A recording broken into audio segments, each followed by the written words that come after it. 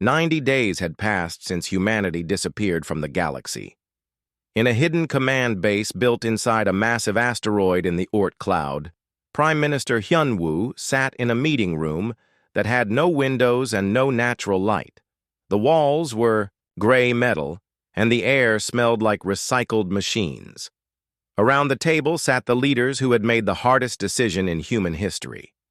Dr. Kangmin looked tired, with dark circles under his eyes.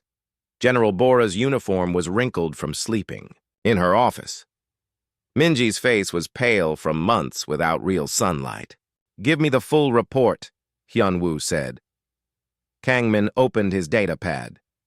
"The plan has worked beyond our best hopes. The hegemony is falling apart. 3 species have left the coalition completely.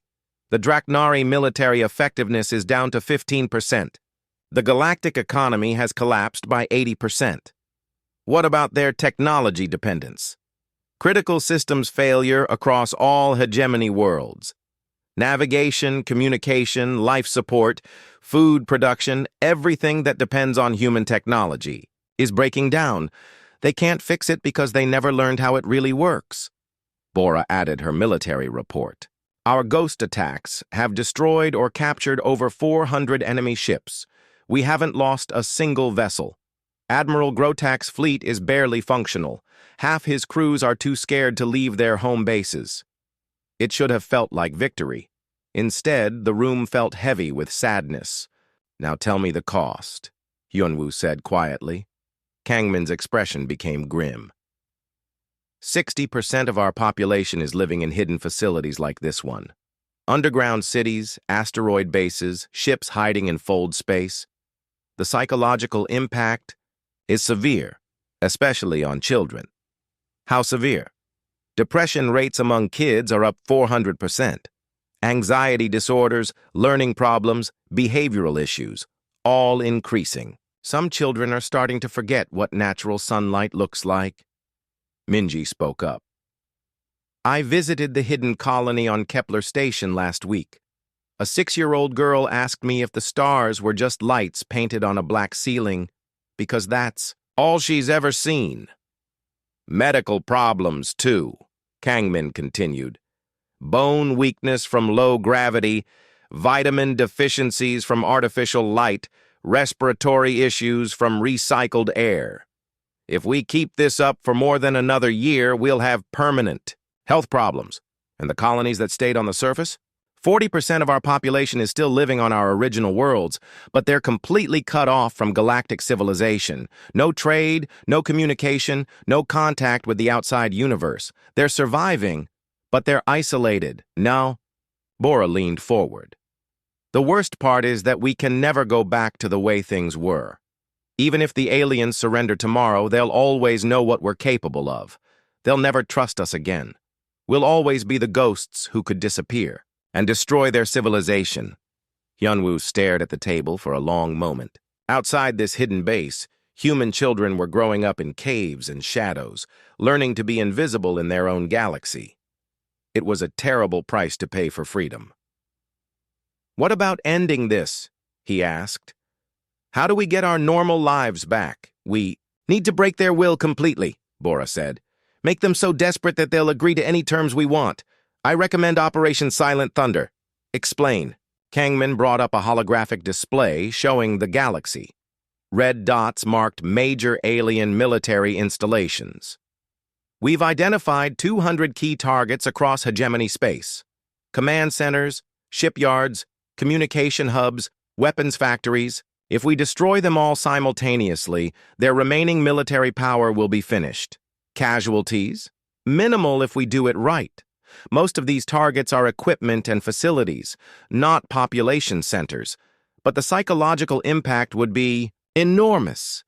They'd realize we can strike anywhere, anytime, without warning." Minji looked troubled. "And after that?"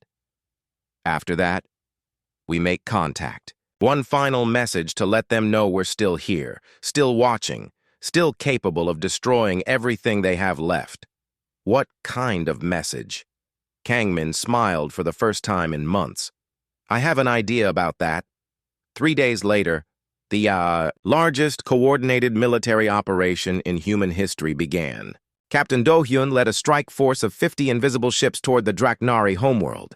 Their target was the main orbital shipyard where half of the alien fleet was built. "Stealth systems optimal," reported Lieutenant Sung-min. "We're completely invisible to their sensors." Through the view screen, Do-hyun could see the massive shipyard, a metal structure the size of a city, floating in space above the alien planet. Hundreds of workers moved around inside, building the next generation of hegemony warships. "All ships, prepare for synchronized strike," he said into his communicator. "Remember, we want to destroy the facility, but give the workers time to evacuate. Target the structural supports first." Similar scenes were happening across the galaxy. Captain Jahoon was leading an attack on an ethereal communications center. Commander Taeyeon was targeting a Zephyrian weapons factory. Human strike teams appeared like ghosts at military bases on 50 different worlds. At exactly the same moment, coordinated to the split second, they all attacked. The orbital shipyard above the Draknari homeworld simply came apart. Carefully placed explosions severed the connections between different sections. The massive structure broke into pieces that drifted away from each other, completely destroyed but causing no deaths. Admiral Grotak watched from his flagship as decades of construction work turned into floating debris in less than 10 minutes. His comm officer was receiving similar reports from across hegemony space. "Sir, we're getting emergency signals from everywhere. The Nexus Station shipyard is gone. The ethereal communication array is destroyed. The main weapons factory on Zephyria Prime has been completely demolished. How many attacks?" 200 simultaneous strikes, sir. Every major military installation in hegemony space has been hit." Grotak slumped in his command chair. "How many ships did we detect?" "None, sir. No enemy vessels on any sensor anywhere." On the planet below, War Chief Cranox stood in his command bunker, watching the wreckage of their main shipyard drift across the sky like a broken constellation. His aide, Engineer Vox, was reading damage reports. "Sir, they hit every critical military target simultaneously. Weapon factories, ship construction facilities, communication arrays, sensor networks. Our military capacity has been reduced to almost nothing." "Casualties?" "Surprisingly few, sir. In most cases, they gave workers time to evacuate before destroying the facilities. It's like they wanted to cripple us without killing us." Cranox understood the message. The humans could have killed millions of people, but they chose not to. They were showing mercy while demonstrating absolute power. In his hidden command center, Dr. Kangman was monitoring the attacks through passive sensors. Every strike had gone perfectly. The alien military was now essentially defenseless. "Phase 4 is complete," he reported to the Leadership Council. "Time for the final message." "You're sure this will work?" Minji asked. "Oh yes, I've been planning this part for 20 years. What happened next was something no one in the galaxy expected. Every functioning communication device in hegemony, space, every computer screen, every radio, every personal communicator, every public display, suddenly activated at the same time. On the Draknari homeworld, War Chief Cranox was in a meeting when every screen in the room lit up. On Zephyria Prime, Merchant Prince Xylex was trying to count his losses when his personal computer started displaying a message. On the ethereal homeworld, Dr. Thalaine was studying the ruins of their communication network when her laboratory equipment began broadcasting. The message was simple text that appeared in each species' own language. "We offered peace. You demanded submission. We offered compromise. You threatened extinction. Now you understand. Humanity's silence is louder than your wars. We are still here. We are watching. We will remember. When you are ready to negotiate as equals, not conquerors, we will be waiting in the dark between the stars." The message stayed on every screen for exactly 60 seconds, then disappeared. After that, the silence returned. But this time, the silence felt different. Before, it had been mysterious and frightening. Now it was a presence, a weight pressing down on every alien world. Everyone knew the humans were still there, invisible and patient, capable of destroying anything at any time, on the hidden asteroid base. Minji was writing her own personal message to her husband. Do-hyun's ship was still out there somewhere in the dark, keeping watch over human space. "The children are asking when they can see the sun again," she wrote. "I don't know what to tell them. We've won, but the price of winning was becoming ghosts in our own galaxy. How long can we live like this? How long should we?" 5 years later, the answer came. Minji was teaching a class of children in the underground school on New Seoul when Commander Hyesu burst into the room with excitement on her face. "Ambassador, you need to see this. We're receiving a transmission on the old diplomatic frequencies." Minji followed her to the communications center. On the main screen was a message that made her heart race. "To the representatives of humanity wherever you may be, the Galactic Council formally requests the reopening of diplomatic relations. We acknowledge our past mistakes and wish to discuss new terms for coexistence. We are prepared to recognize human sovereignty over." 30 days after humanity disappeared, Admiral Grotok of the Draknari fleet stood on the bridge of his massive warship, the Iron Crusher. Around him spread the largest military force in galactic history, 10,000 ships searching for an enemy that seemed to exist only as shadows. "Sector 47B is clear, Admiral," reported his aide, Commander Vorthak. "No human presence detected." Grotak growled deep in his throat. His fleet had searched hundreds of star systems, scanned thousands of planets, and found nothing. It was like the humans had never existed at all. "They have to be somewhere," he said. 200 million people don't just disappear into nothing. Expand the search pattern. Check every asteroid, every gas cloud, every piece of space dust big enough to hide a mouse. What Grotak didn't know was that Captain Do-hyun was watching him from less than 5 kilometers away. The human warship Defiance hung in space like a ghost, its new stealth systems making it completely invisible to alien sensors. "They just passed right by us," said Lieutenant Sung Min from the sensor station. "Their scanners swept over us 3 times and detected nothing." Do-hyun smiled grimly. Dr. Kang Min's technology was working better than they had hoped. The quantum masking systems, gravitational dampeners, and neural scramblers made human ships exist in a different layer of reality. They were there, but not there, like shadows that cast no reflection. "Plot a course to the next supply convoy," Do-hyun ordered. "Time for another ghost attack." 6 hours later, a Draknari supply fleet carrying food and medical supplies to a military base simply vanished. One moment it was there on long-range sensors, the next moment it was gone. No wreckage, no distress signals, no trace of what happened. The supplies were actually taken to hidden human bases where families were struggling to survive in underground facilities. Children who had been hungry for weeks finally had enough food to eat. Parents who had been sick received medicine that saved their lives. But to the aliens, it looked like their ships were being swallowed by empty space itself. On the Zephyrian, Trade World Nexus Station, Merchant Prince Xylex was holding an emergency meeting with other business leaders. His silver skin had lost its usual shine and looked dull gray with worry. "The situation is getting worse every day," he said to the group. 70% of our shipping fleet is grounded because the navigation systems don't work. The routes through human space are completely closed. And now our supply convoys are disappearing." "How much money have we lost?" asked Trader Zena. "In the last month? 40 billion credits. If this continues, the entire galactic economy will collapse within a year."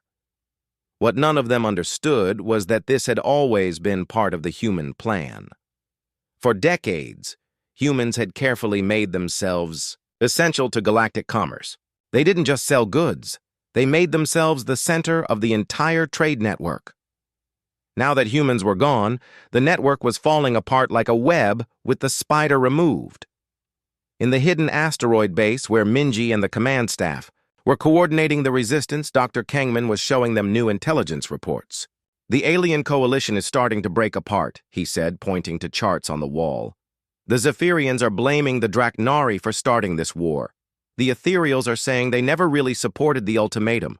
3 smaller species have withdrawn from the hegemony completely. What about their military effectiveness? Asked General Bora. Down to 20% of normal capacity. Their ships can barely function without our technology. Their communication network will fail completely in another week. Minji studied the reports. How are our people holding up? The answer was harder to give. Living in hidden bases was taking a toll on everyone, especially the children. In the underground city beneath New Seoul, Sunmi was dealing with more problems every day. The kids are getting sick, she reported in her daily communication to the command center. Not enough sunlight, not enough fresh air, and they're asking questions I can't answer. What kind of questions? Minji asked. They want to know why? They can't go outside. They want to know when they can see their friends from other colonies. One little girl asked me if the sky still exists because she's starting to forget what it looks like. It was breaking hearts across human space. Parents watched their children grow pale and sad in artificial caves. Teachers tried to keep them, busy with lessons and games, but nothing could replace the freedom they had lost. On Titan's Edge, Wu Jin and his daughter Yunbi were managing a hidden mining operation inside a dead moon. The work was dangerous and difficult, but they needed the rare metals to build more stealth ships. Dad, I got a message from Minho, Yunbi said during their break. His transport ship is safe, but he says the crew is starting to crack under the pressure. 3 people have had nervous breakdowns this week. Wu Jin nodded sadly. It's the same everywhere. We're asking people to give up everything they've ever known. Some of them can't handle it. How long can we keep this up? As long as we have. 2, Wu Jin said. But privately, he wondered the same thing. The psychological pressure was affecting the aliens too, but in different ways.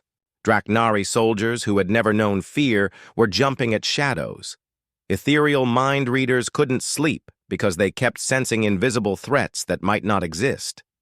Captain Groktar was leading a patrol near what used to be human space when one of his soldiers started screaming. "They're here!" the soldier yelled, firing his weapon at empty space. "I can feel them watching us!" "There's nothing there," Groktar said, but his own voice was shaky. "You can't see them, but they're there. They're all around us. They're in the walls, in the shadows, in the spaces between the stars." The soldier had to be sedated and taken back to base. He was the 15th case of ghost madness that week. What the aliens didn't understand was that some of what they sensed was real. Human Special Forces teams were using new technology to move through what Dr. Kangman called fold space, gaps between normal dimensions where they could travel undetected. These teams would appear in alien facilities like ghosts, complete their missions, and vanish again. Sometimes they rescued human prisoners. Sometimes they stole important information. Sometimes they just moved things around to make the aliens think they were going crazy. On the planet Vorkob, a Draknari general woke up one morning to find that all the furniture in his office had been arranged in a perfect circle. His guards swore no one had entered the room, but there was no other explanation. "The humans are playing games with our minds," he told his staff. "They want us to think they're magic, that they can do impossible things." But the impossible things kept happening. Alien computers would display messages in human languages for just a few seconds before returning to normal. Important documents would disappear from locked safes. Food in military cafeterias would be replaced with human meals that smelled delicious but felt like mockery. The worst part was that the aliens never knew when or where the humans would strike next. A supply base that seemed perfectly secure would be found empty in the morning. A communication outpost would go silent in the middle of sending a message. Patrol ships would return to find their home base completely abandoned, with no sign of where everyone had gone. Admiral Grotak was studying star charts in his ready room when his aide brought him the latest casualty reports. Sir, we've lost 63 ships in the last week. Not destroyed, lost. They just vanished from our sensors with no distress signals. Survivors? None found, sir. It's like the ships just stopped existing. Grotak threw his datapad across the room. This is impossible. You can't hide an entire civilization. You can't make warships disappear into nothing. But Captain Do-hyun was proving that you could do exactly that. His strike force of invisible ships had captured or destroyed hundreds of alien vessels without losing a single human life. The captured alien crews were being held in comfortable prisons on hidden asteroids, treated well but kept completely isolated. The psychological warfare is working better than we hoped, he reported to the command center. Some alien units are refusing to go on patrol. Others are shooting at their own shadows. Any word from their leadership about negotiations? Minji asked. Nothing official, but we're intercepting communications that suggest they're getting desperate. In the depths of space, humanity's children were growing up as ghosts, learning to live in a galaxy that couldn't see them. They played games in underground rooms lit by artificial suns. They learned lessons about stars they might never visit openly. They dreamed of a day when they could walk under real skies again, but that day seemed very far away. The hunt continued, with 10,000 alien ships searching for an enemy that was everywhere and nowhere, always watching but never seen. The silence had become a weapon more powerful than any fleet. 3 days had passed since the humans went silent. Vexitar sat in his command center on the hegemony capital world, staring at screens that showed nothing but empty space where human colonies used to be. Report, he said to his aide, a nervous, young Draknari named Corvin. Sir, we've sent probe ships to 27 human worlds. All of them appear to be abandoned. No life signs, no energy readings, no communications. It's like everyone just vanished. Vexitar's claws scratched deep marks in his metal desk. People don't just vanish. 200 million humans don't just disappear into thin air. Find them. But finding them was becoming impossible. The hegemony had the best sensors in the galaxy. Technology that could detect a single ship from light years away. Yet somehow, humanity's entire civilization had become invisible. On the Draknari homeworld, War Chief Cranox was having a very different kind of problem. He stood in the main weapons facility, watching his best engineers try to fix their newest battleships. What do you mean the targeting systems won't work? He growled at engineer Vox. Vox held up a small computer chip. Sir, 40% of our military technology uses these. They're human-designed navigation and targeting computers. 3 days ago, they all stopped working at the same time. So fix them. We can't, sir. The programming is locked with codes only the humans know. Without these chips, our ships can barely fly in a straight line, much less fight a battle. Cranox grabbed the chip and crushed it in his massive fist. Then make new ones. Sir, it would take us years to develop replacements. These chips are 20 years ahead of anything we can build ourselves. Across the galaxy, the same scene was happening on dozens of worlds. The Ethereals discovered that their mind-reading technology used human-designed amplifiers. The Zephyrians found that their trade computers relied on human software. Even the simple things like door locks and food processors had human components that were now failing. For 20 years, human traders had been selling their technology to everyone. The aliens thought they were just buying useful tools. They didn't. Realized they were becoming dependent on human ingenuity. On the merchant world Zephyria Prime, trader Xylex was watching his life's work fall apart. His massive shipping company moved goods between 1,000 different worlds. His warehouses were full of valuable cargo waiting to be delivered, but his ships couldn't fly anymore. The navigation computers were dead. The cargo handling robots wouldn't respond to commands. Even the simple machines that loaded freight containers had stopped working. How much of our fleet uses human technology? He asked his assistant, Zelda. 87%, sir. Everything from the main engines to the coffee makers in the crew quarters. Xylex floated in his chair, his silver skin turning pale with worry. And our profits this quarter? Down 92%, sir. Most of our shipping contracts are for routes that go through human space. With the humans gone, those routes are closed. It wasn't just the technology. Human space had been the center of galactic trade for 50 years. Human worlds made the best computers, the fastest engines, the most comfortable furniture. Human traders carried goods between alien worlds that didn't trust each other. Now all of that was gone. Ships carrying vital supplies were stranded in space with broken navigation systems. Entire sectors were running out of food and medicine because the delivery ships couldn't fly. Dr. Thaline was the Ethereal's best scientist. She worked in a huge laboratory on their homeworld, studying the communication network that connected the galaxy. For days, she had been trying to understand why the network was slowly falling apart. "The quantum mesh is degrading," she reported to the Ethereal Council. "The protocols that keep all our communication systems working together are starting to fail." "What does that mean?" asked Council Leader Zarion. "It means that within a month we won't be able to send messages between star systems. The network will collapse completely." "How is this possible?" "We built this network ourselves." Dr. Thaline showed them a complex diagram on her computer. "We built the hardware, yes, but the software protocols that make it all work were developed by humans 30 years ago.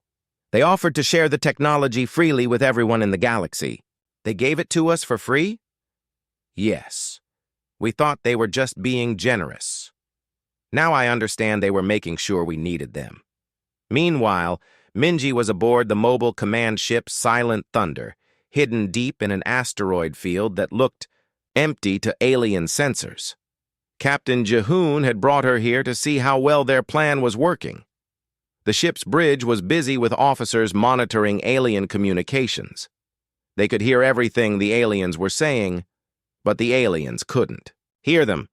"Report from the Intelligence Division," said Lieutenant Hayasu. "Alien military effectiveness is down 60% and falling. Their supply lines are breaking down. 3 member species have started arguing about who's to blame for the crisis." General Bora joined them on the bridge. She had been coordinating with hidden human bases across the galaxy. "Phase 2 is ahead of schedule," she said. "We're ready to begin Phase 3. "What's Phase 3? Minji asked. "The ghost attacks," Bora said with a small smile. That night, something strange happened to a Draknari supply convoy. 5 large cargo ships were carrying weapons and food to a military base near human space. They were flying in formation, protected by 2 warships. Suddenly, the lead cargo ship exploded, then the second one, then the third. The warship commanders tried to find the attackers, but their sensors showed nothing. No enemy ships, no weapon signatures, no trace of what had destroyed the convoy. "Where did the attack come from?" Captain Groktar demanded. "I don't know, sir," his sensor officer replied. "Our instruments show empty space in all directions." What they couldn't see was Captain Do-hyun's ship Defiance, along with 3 other human warships. They were using new stealth technology that made them completely invisible. They could attack and disappear like ghosts. This happened again and again over the next week. Alien military bases went dark for no reason. Communication stations stopped broadcasting. Important government officials disappeared from their homes, leaving no trace. The psychological effect was devastating. Alien soldiers started jumping at shadows. They saw enemies everywhere and nowhere. Some began to whisper that the humans had become something inhuman, a plague of invisible death that haunted the galaxy. On the planet Vorkob, a Draknari patrol found one of their outposts completely empty. The soldiers were gone, but their equipment was still there. Their meals were still warm on the tables. It was like they had vanished in the middle of dinner. The patrol leader, Sergeant Kronix, was a tough veteran of many wars. But even he felt scared as he walked through the empty building. "Where did they go?" asked one of his soldiers. "I don't know," Kronix said, "but I don't think they left by choice." What really happened was that a team of human special forces had used sleeping gas to knock out the aliens, then transported them to a hidden prison facility. The humans didn't want to kill if they didn't have to, but they wanted the aliens to feel helpless and afraid. Back on the hegemony capital, Vextar was meeting with his military commanders. The news from across the galaxy was all bad. 17. Supply convoys destroyed this week, reported Admiral Grutak. No trace of the attackers. Our soldiers are starting to refuse dangerous missions. The economic situation is worse, added Trade Minister Zaxor. Galactic commerce has dropped 70%. Some worlds are facing starvation. And the communication network is failing, said Dr. Kelvin, their chief scientist. We'll lose interstellar communications completely within 2 weeks. Vextar looked around the table at his advisors. For the first time in his long life, he felt truly afraid. The humans had turned his great empire into a house of cards, and now they were pulling out the supports one by one. How? He asked. How did a young race with 800 ships do this to us?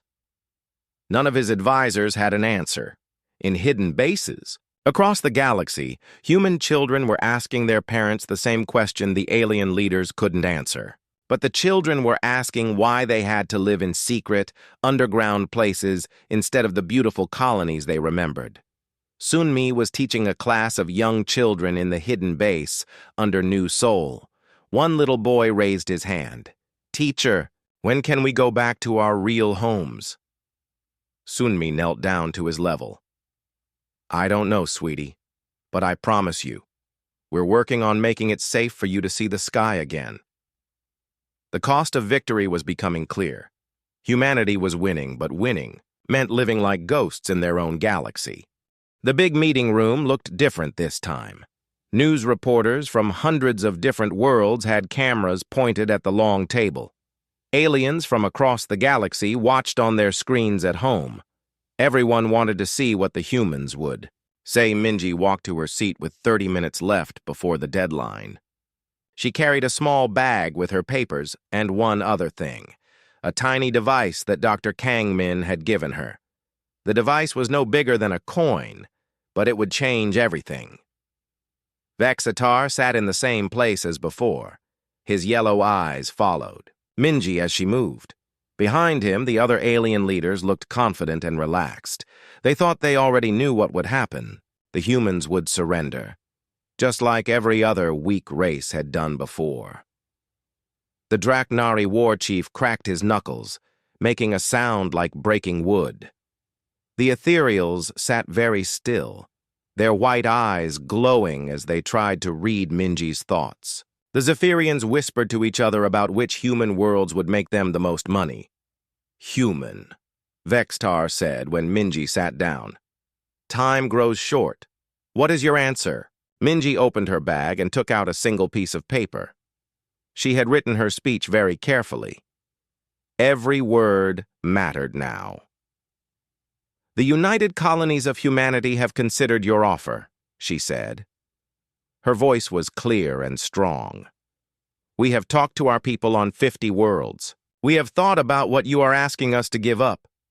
And? Vexatar leaned forward. We reject your ultimatum completely. The room became very quiet.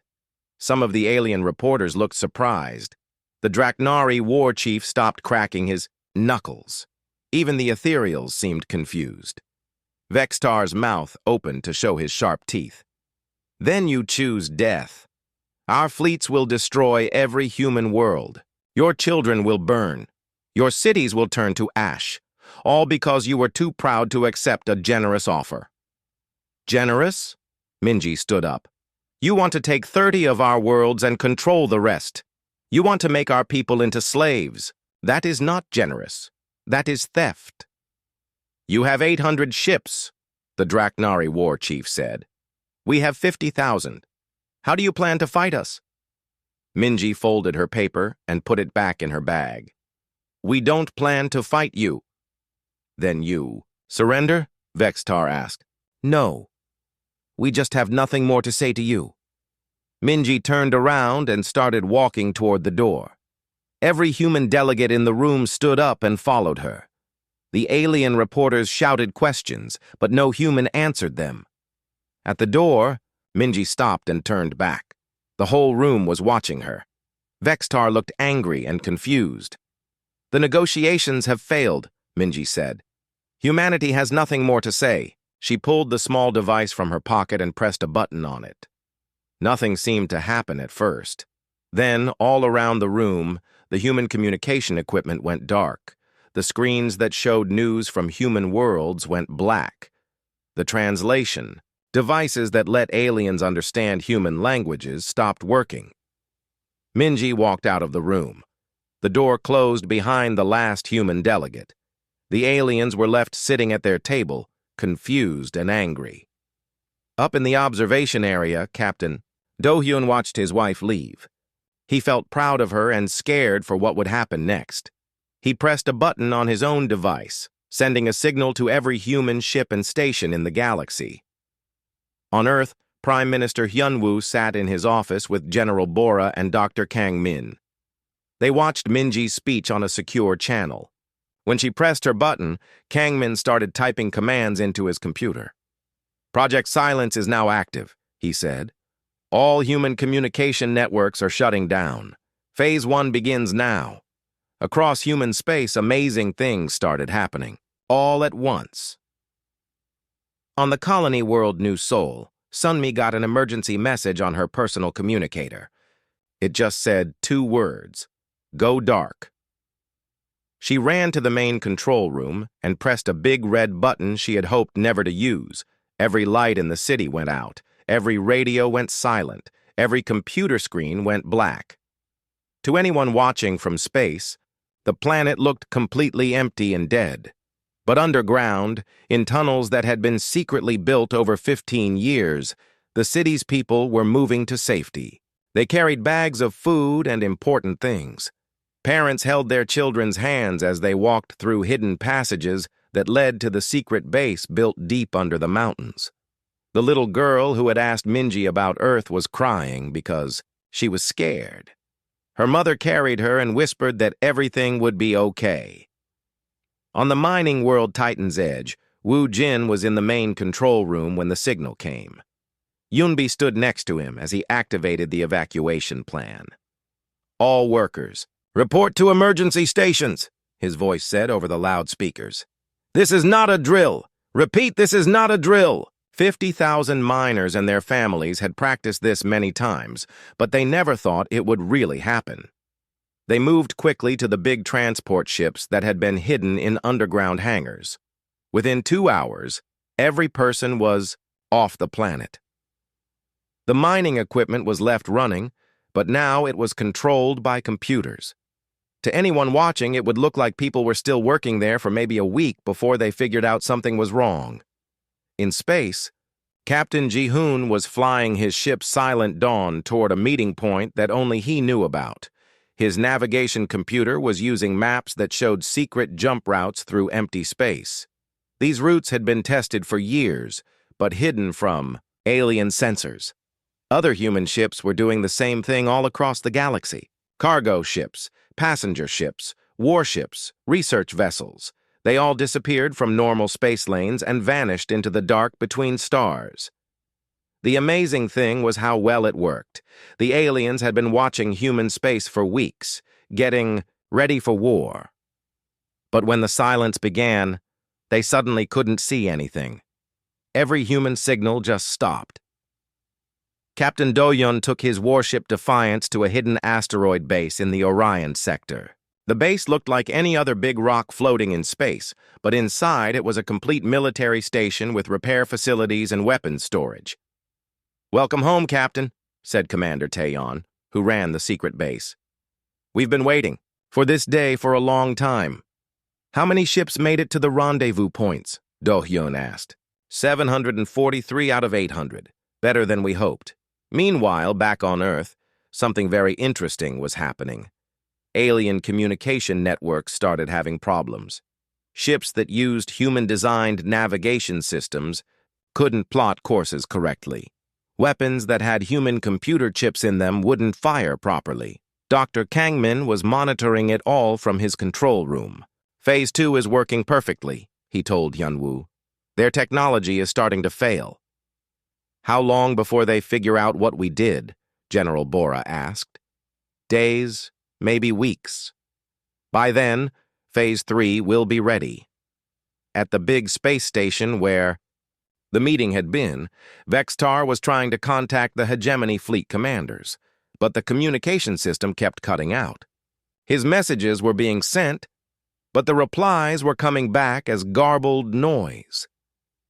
The ethereal leader tried to use his mind powers to find human thoughts, but he couldn't sense any humans anywhere.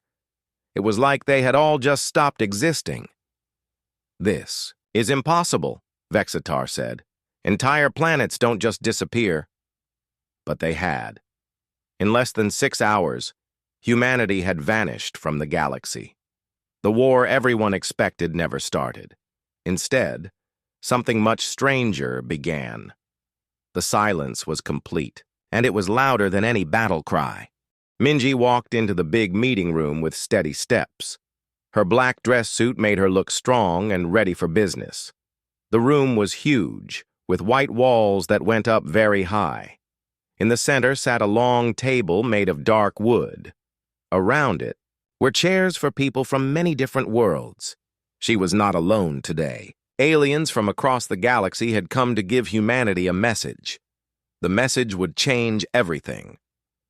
The first alien she saw was Vextar. He was tall and looked like a giant lizard that could walk on 2 legs. His skin was green and had small bumps all over it. His eyes were yellow and cold. When he looked at Minji, she felt like he was looking at a bug he wanted to step on. Behind Vextar stood 3 other types of aliens. The Draknari were big and strong, with thick arms and legs. They carried weapons on their belts. Their leader had scars all over his face from many battles. The ethereals looked almost like humans, but their skin was blue, and they had no hair. Their eyes glowed white. They could read minds, which made Minji feel uncomfortable. The last group was the Zephyrians. They were small and quick, with silver skin that looked like metal. They counted money and traded goods across the galaxy. Minji sat down in her chair. She knew her husband Do-hyun was watching from the glass room above. He was a captain in the Earth military. His ship was called the Defiance. Even though she could not see him, she felt better knowing he was there. Vextar did not wait long to start talking. His voice was deep and rough, like rocks falling down a mountain. "Human," he said. "We have come to give you our final offer. Your people have spread too fast across the stars. You build new homes on too many worlds. You make new things too quickly. This makes the other races worried." Minji kept her face calm. Inside, her heart was beating fast. She had expected this day would come. Humans had been exploring space for only 200 years. In that short time, they had built cities on 50 different worlds. They had made new machines that could travel faster than light. They had found ways to change dead planets into places where people could live. The older alien races did not like this. They had been in space for thousands of years. They thought they should control everything. Vextar continued. "The Galactic Hegemony has decided what you must do. You will give us control of 30 of your colony worlds. You will stop building new ships. You will let our people watch over your remaining worlds to make sure you follow our rules. If you do this, we will let you live." The room became very quiet. Minji could hear her own breathing. She thought about all the human families living on those 30 worlds. She thought about the children who were born there and called those planets home. The aliens wanted to take all of that away. "What if we say no?"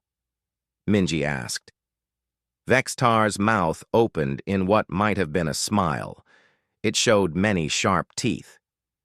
"Then we will destroy every human ship, every human world, and every human life. We have 50,000 warships. You have less than 1,000. The choice is simple. Minji looked around the table at all the alien faces. None of them looked sorry about this threat. They all thought humans were just young and weak. They thought humans would be too scared to fight back. "How long do we have to decide?" she asked. 72 hours, Vextar said. "After that, our fleets will start moving toward your worlds." Minji stood up slowly. She gathered her papers and put them in her bag. "I will take your message to my government," she said. As she walked toward the door, Vextar called out behind her. "Choose wisely, human. Your people's lives depend on it." Minji did not turn around. She kept walking until she was out of the room and in the hallway. Only then did she let herself take a deep breath. Do-hyun was waiting for her by the elevator. His face was angry, but he kept his voice quiet. "I heard everything," he said. "Those bastards think they can just take whatever they want." "The numbers are real," Minji said as they got in the elevator. 50,000 ships against 800. It's not a fight we can win. "Maybe not the way they expect us to fight," Do-hyun said. They rode the elevator down to the parking area where their car was waiting. As they drove through the city streets, Minji looked out at all the normal people walking around. They were shopping, going to work, meeting friends for lunch. None of them knew that their whole way of life might end in 3 days. When they got to the government building, Minji went straight to the emergency meeting room.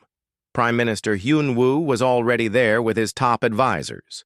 General Bora had charts and numbers spread out on the table. "Tell me we have options," Hyun-woo said when Minji walked in. "They want 30 colonies, all our new ships, and total control over what we do," Minji said. "If we say no, they attack with everything they have."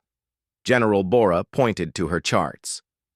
"Our best war games show we might destroy 500 of their ships before they wipe us out completely. That's not even close to enough." "What about our allies?" asked Dr. Kangman, who ran the government's secret science projects. "We don't have any," Minji said. "Every other race in the galaxy is either part of the hegemony or too scared to help us." The room was quiet for a long time. Everyone was thinking about the same thing. How do you fight an enemy that is so much stronger than you? Finally, Kangman spoke up. "There might be another way," he said. "But it would mean giving up everything we know about how to live in this galaxy." "What do you mean?" Hyun-woo asked. Kangman looked around the room at all the faces watching him. "What if we just disappeared?" Outside the building, normal life continued. People had no idea that in a small room, a few humans were about to make a choice that would change the galaxy forever. Minji walked into the big meeting room with steady steps.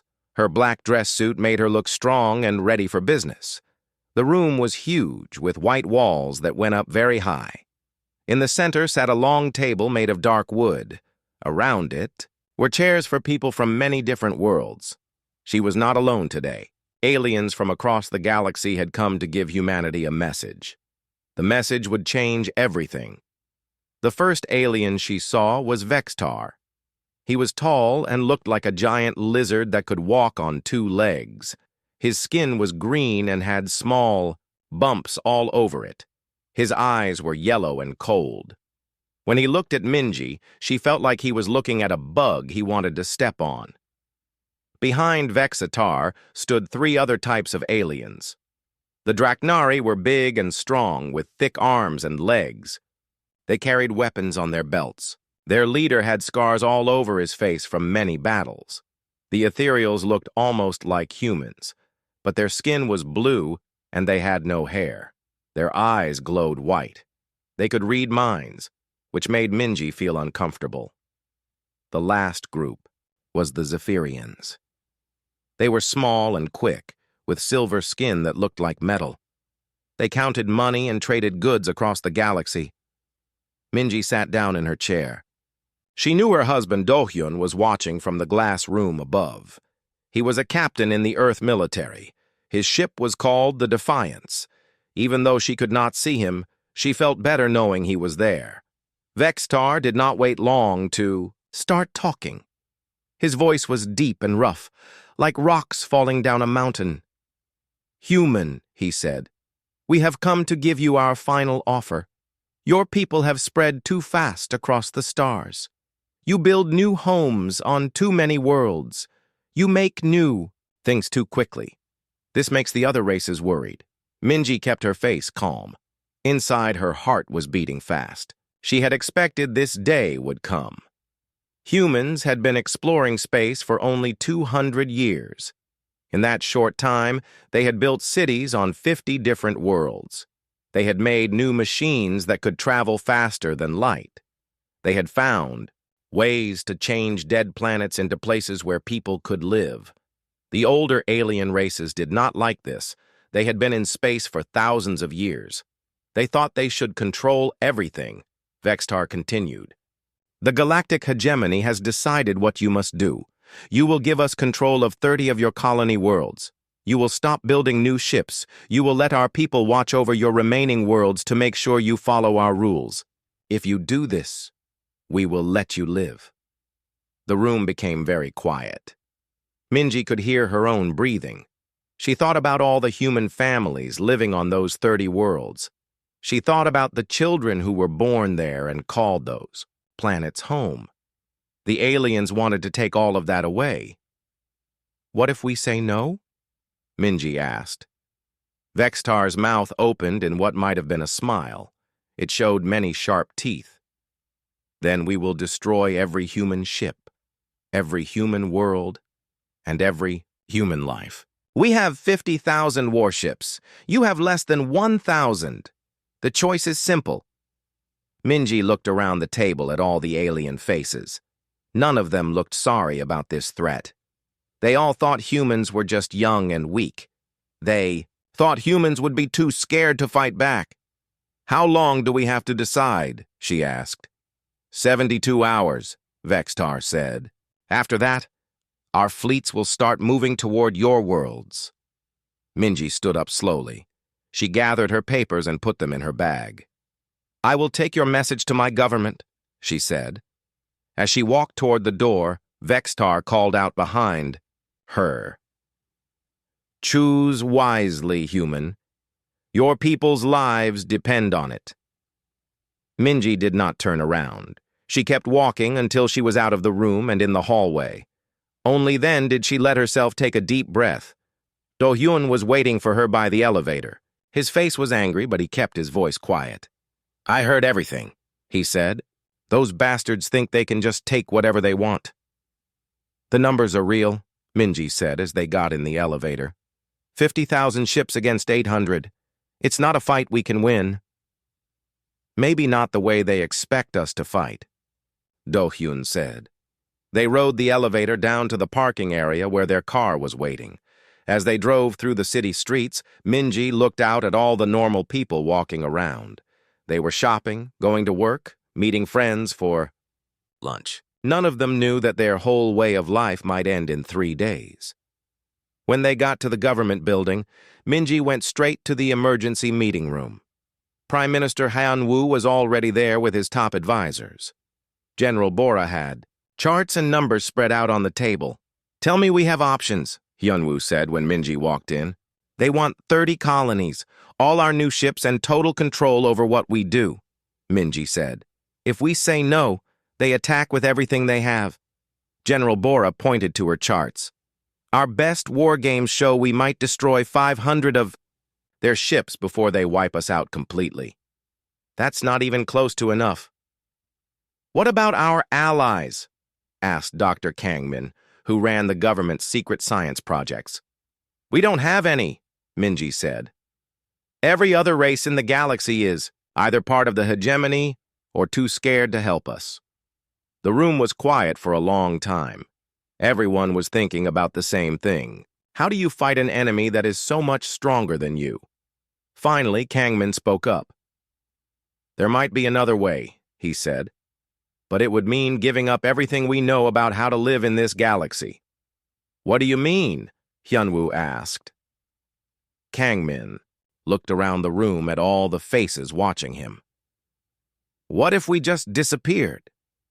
Outside the building, normal life continued. People had no idea that in a small room, a few humans were about to make a choice that would change the galaxy forever.